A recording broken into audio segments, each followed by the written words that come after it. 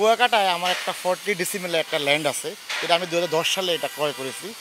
তো পরবর্তীতে আমি ওখানে কুয়াকাটা উন্নয়ন কর্তৃপক্ষ থেকে গভর্নমেন্টের যে সমস্ত পারমিশন দরকার, পারমিশনগুলো নিয়ে আমি ট্রাই করতেছিলাম যে এখানে একটা 3 স্টার স্ট্যান্ডার্ড ইন্টারন্যাশনাল হোটেল করা যায় কিনা।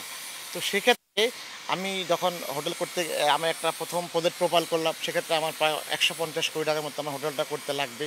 তখন আমি ব্যাংকের কাছে গেলাম, জনতা ব্যাংকের কাছে গেলাম, ইসলামী ব্যাংকের কাছে গেলাম। এটা 2016-17 সালের কথা, করোনার আগে।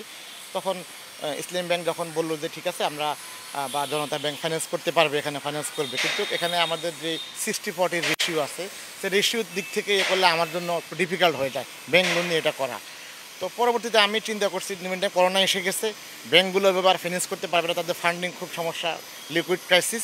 তখন ব্যাংক থেকে বাদ দিয়ে আমি নিজে উদ্যোগ নিলাম যে আমি এখানে শেয়ারিংয়ের মাধ্যমে সেলের মাধ্যমে আমি এই হোটেলটা কমপ্লিট করব। তখন আমি আজ থেকে 2 থেকে 3 মাস পূর্বে আমি আমার ল্যান্ডের সামনে, এর আগে আমার এক্সিস্টিং সাইনবোর্ড আছে, আমি আরেকটা সাইনবোর্ড লাগিয়েছি ওখানে যে শেয়ার সেলিংয়ের মাধ্যমে আমার এই হোটেলটা আমরা কমপ্লিট করব। তখন ওইভাবে করে আমার সাইনবোর্ড ওখানে এক্সিস্টিং সাইনবোর্ড আছে।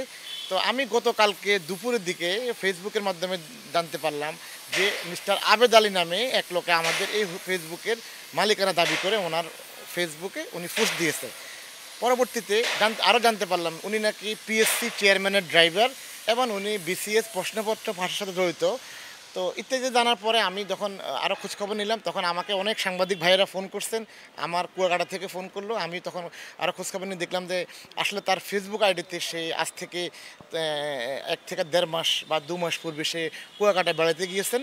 যাওয়ার পরে আমাদের সামনে কোনো একটা হোটেলে সে ওখানে রাত্রে অবস্থান করে সকালে যাওয়ার সময় সে আমাদের সাইনবোর্ড দেখে আমাদের হোটেলের লোকজনকে বা আমার হোটেলে একটা ম্যানেজার আছে তাকে ডাকলো যে এখানে হোটেলের শেয়ার কীভাবে সেল করেন, কত টাকা করে সেল করেন, বা শেয়ারের মূল্য কত, বা আপনাদের অফিস কোথায়, ইত্যাদি ইত্যাদি সে জানলো। জানার পরে সে আমাদের একটা লিফলেট নিল, আমাদের অফিস থেকে লিফলেট দেওয়া হলো তাকে যে আমাদের অফিস ঢাকাতে, গুলশানে আমাদের অফিস, আপনি আমাদের হেড অফিসে যোগাযোগ করে আপনি দেখেন কীভাবে আপনি শেয়ার ক্রয় করবেন। তখন এই আরেকটা প্রশ্ন করলো যে আমি যদি শেয়ার সেল করে দিই আপনাদের এখানে, তখন সেক্ষেত্রে কি আমি কোনো কমিশন পাবো কি না, আপনারা শেয়ার সেল এগেনস্টে কোনো কমিশনের সিস্টেম আছে কিনা। তখন আমাদের দায়িত্বপ্রাপ্ত ম্যানেজার বললো হ্যাঁ, আমাদের শেয়ার সেল করে দিলে আমরা একটা কমিশন ব্যবস্থা করে দিই যারা শেয়ার সেল করবেন।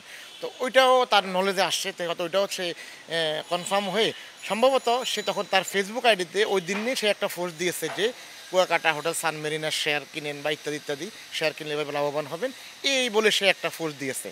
তো গতকালকে যখন ওনার বিষয়টা আমরা জানতে পারলাম বা পরবর্তী শুনতে পারলাম নাকি উনি সিআইডির মাধ্যমে 17 জন সহ উনি অ্যারেস্ট হয়েছে, তখন যাই আমি বিষয়টা জেনে আমাকে অনেকে ফোন করছেন, তখন দেখলাম যে বিষয়টা আসলে আমার জন্য তো একটু বিব্রতকর। আমি বিষয়টা নিয়ে থানায় একটা জিডি করা দরকার। কিছুক্ষণ আগে আমি জিডি কমপ্লিট করেছি, জিডিটা গুলশান থানার মাধ্যমে হয়েছে।